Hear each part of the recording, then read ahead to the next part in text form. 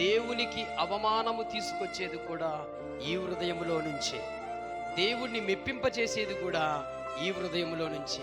కాబట్టి మన వశమై దేవుడు మనకు అప్పగించాడు ఈ హృదయం. కానీ దేవుడు కూడా బలవంతము చేయడం లేదు, ఇది మన చేతికి అప్పగించాడు.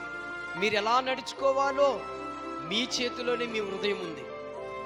ప్రేమగా నడుచుకుంటే మీ చేతిలోనే, కోపంగా నడుచుకుంటే మీ చేతిలోనే, బాధకరంగా నడుచుకున్నా మీ చేతిలోనే, నాశనానికి వెళ్ళాలన్నా మీ చేతిలోనే, మంచిగా జీవించాలన్నా మీ చేతిలోనే. ఇది గుర్తుపెట్టుకోండి. హృదయము చెడ్డగా ఉండే మీ బ్రతుకు అలాగా అయిపోయింది అనుకోండి, ఇది చివరికి ఎక్కడికి తీసుకెళ్తుందో తెలుసా? నరకాగ్ని గుండానికి తీసుకువెళ్తుంది. మంచి హృదయము కలిగి జీవించేవే అనుకో, పరలోకానికి తీసుకువెళ్తుంది.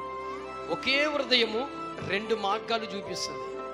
ఏ మార్గానికి వెళ్ళాలో సోదరా సోదరి మీ చేతిలోనే ఉంది. తీర్మానం